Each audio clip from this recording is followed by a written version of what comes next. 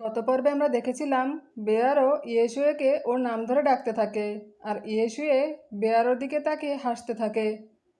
এরপর ইয়েশুয়ে বেয়ারোকে জিজ্ঞেস করে, তুমি কি কাউকে পছন্দ করো? এতে বেয়ারো বলে, হ্যাঁ, আমি এলিনকে পছন্দ করি, কেননা এলিন হলো একজন বেস্ট কম্পোজার, কিন্তু আজ পর্যন্ত আমি তাকে কখনো দেখিনি। পরের দিন সকালে বেয়ারো ওর বসের কাছে যায় স্ক্রিপ্ট নিয়ে ডিসকাস করতে, কেননা বেয়ারোর মনে হয়েছে স্ক্রিপ্টে কিছু পরিবর্তন করা প্রয়োজন। কিন্তু ওর বস এতে মানা করে দেয় আর ওকে বলে স্ক্রিপ্ট অনুযায়ী কাজ করতে। এতে বেয়ারো মন খারাপ করে বাড়ি ফিরে আসে আর ইয়েশুয়ে ওকে জিজ্ঞেস করে, কি হয়েছে তোমার, মন খারাপ কেন?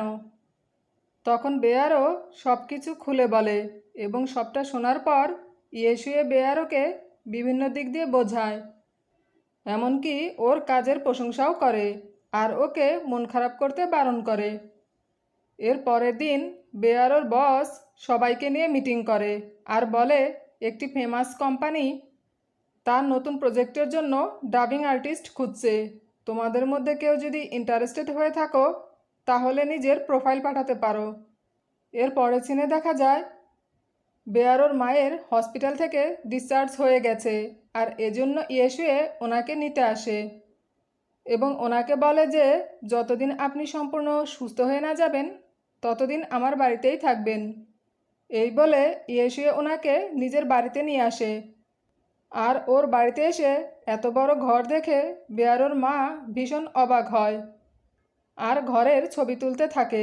ঠিক তখনই ওনার ফোনে বেয়ারোর ফোন আসে আর বেয়ারো জানতে পারে যে ওর মা ইয়েশুয়ের বাড়িতেই আছে। তাই ও তাড়াতাড়ি করে ওর মায়ের কাছে চলে আসে এবং ওর মা ওর সাথে রাগ করতে থাকে আর বলে, তুমি আমাকে আগে কেন বলনি যে ইয়েশুয়ে এত ধনী পরিবারের ছেলে?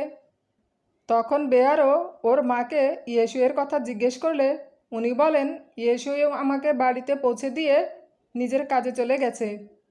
এতে বেয়ারো ইয়েশুয়েকে ফোন করে জিজ্ঞেস করে, তুমি আমার মাকে এখানে নিয়ে এসেছো কেন? উত্তরে ইয়েশুয়ে বলে, যাতে ওনার কোনো সমস্যা না হয় সেজন্য। সেই সাথে ওকে ওর মায়ের খেয়াল রাখার কথাও বলে। তার পরের দিন ইয়েশুয়ে আর বেয়ারো দুজনে একসাথে শপিং করতে যায়, কেননা শোয়ের জন্য ওদের কিছু নতুন কস্টিউম লাগবে। শপিং মলে গিয়ে বেয়ারো একটা করে ড্রেস ট্রাই করতে থাকে আর ইয়েশুয়ে ওকে হেল্প করে ড্রেস সিলেক্ট করতে এবং ও ব্লু কালারের একটা ড্রেস সিলেক্ট করে। এরপর বেয়ারও ইয়েশুয়েকে ড্রেস সিলেক্ট করতে সাহায্য করে এবং ও রেড কালারের একটা আউটফিট সিলেক্ট করে দেয়। এরপর বাড়ি ফিরে বেয়ারও ওর মায়ের একটি চিঠি পায় যাতে লেখা থাকে যে উনি নিজের বাড়ি ফিরে গেছেন এবং ইয়েশুয়ের প্রশংসা করে বলে, ইয়েশুয়ে খুব ভালো একটা ছেলে, ও তোমাকে খুব ভালো রাখবে। এর পরের সিনে দেখা যায় ইয়েশুয়ে বেয়ারোর মায়ের সাথে দেখা করতে আসে আর ওকে দেখে উনি ভীষণ খুশি হয়। এমনকি উনি ইয়েশুয়েকে বলে যে আমি ভীষণ খুশি হয়েছি বেয়ারো তোমাকে ডেট করছে শুনে। এটা শুনে ইয়েশুয়ে বলে, আপনি চিন্তা করবেন না আন্টি, আমি বেয়ারোর অনেক খেয়াল রাখবো এবং ওর সব কাজে ওকে সাপোর্ট করব। এটা শুনে উনি খুশি হন আর ইয়েশুয়ের জন্য ফ্রুটস আনতে কিচেনে যান। সেখানে ইয়েশুয়েও যায় আর ওর চপিং বোর্ড দেখে পছন্দ হয় এবং ও ওটা কিনে নিয়ে আসে। এরপর ইয়েশুয়ে বাড়ি ফিরলে বেয়ারও ওকে একটি মেসেজ দেখায় যেটা শোয়ের ডিরেক্টরের ছিল, কেননা ওদের আবারও শোয়ের প্রমোশনের ভিডিও শ্যুট করতে হবে আর তার জন্য ওদের অ্যানসিয়েন্ট কস্টিউম পরতে হবে। আর এ সব কিছুর জন্য বেয়ারও ইয়েশুয়েকে ধন্যবাদ জানায়। এতে ইয়েশুয়ে বেয়ারোর কাছাকাছি যেতে চাইলে বেয়ারও সেখান থেকে সরে যায়। পরের দিন বেয়ারও একটা মুভির ডাবিংয়ের জন্য অডিশন দিতে যায় আর সেখানে মুভির ডিরেক্টর ওকে বিখ্যাত কম্পোজার এলিনের সাথে পরিচয় করিয়ে দেয়। আর যখন বেয়ারও এলিনকে দেখে তখনও ভীষণ অবাক হয়ে যায়, কেননা ইয়েশুয়েই হলো এলিন। এরপর অডিশন শেষে বেয়ারও সিলেক্ট হয়ে যায় আর বেয়ারও সেখান থেকে চলে যাওয়ার সময় ইয়েশুয়ে ওর পেছন পেছন যায় এবং বেয়ারও পড়ে গিয়ে ব্যথা পেলে ইয়েশুয়ে ওকে হেল্প করতে আসে এবং ওকে কাঁধে করে সেখান থেকে নিয়ে যায়।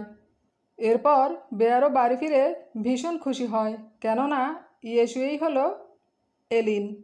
তার পরের দিন ইয়েশুয়ে আর বেয়ারও শোয়ের প্রমোশনের ভিডিও শ্যুট করতে যায়। আর শ্যুট শেষ হলে ইয়েশুয়ে বেয়ারোকে জিজ্ঞেস করে, বলো তো আমি কে? তখন বেয়ারো বলে, ইয়েশুয়ে। আসলে ইয়েশুয়েও এটাই চাচ্ছিল যে বেয়ারও যেন ওকে ইয়েশুয়ে হিসেবেই দেখে, এলিন হিসেবে না। এর পরের সিনে দেখা যায় বেয়ারও ওর লাগেজ নিয়ে চলে যাচ্ছে। তখন ইয়েশুয়ে ওকে জিজ্ঞেস করে, কোথায় যাচ্ছ? এতে ও বলে, একজন ফেমাস ভয়েস আর্টিস্ট এর লেকচার অ্যাটেন্ড করতে। ঠিক তখনই বেয়ারোর কাছে ফোন আসে যে স্টুডিওতে কাজ আছে, ওকে সেখানে যেতে হবে। এতে বেয়ারও আবার লাগেজ নিয়ে ওর ঘরে চলে যায়। এর পরের সিনে দেখা যায় টাংলি একজন লোককে সাথে নিয়ে ইয়েশুয়ের স্টুডিওতে আসে, যার নাম হলো মার্স। আর তিনি সেখানে ডকুমেন্টারি শ্যুট করতে এসেছেন। এবং মার্স যখন বেয়ারোর সাথে হাত মেলাতে যায় তখন ইয়েশুয়ে এসে বেয়ারোর হাত সরিয়ে দেয়।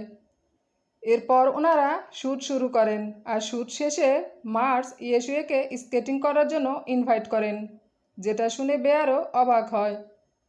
আর ইয়েশুয়ে স্কেটিং করতে রাজি হয়ে যায়।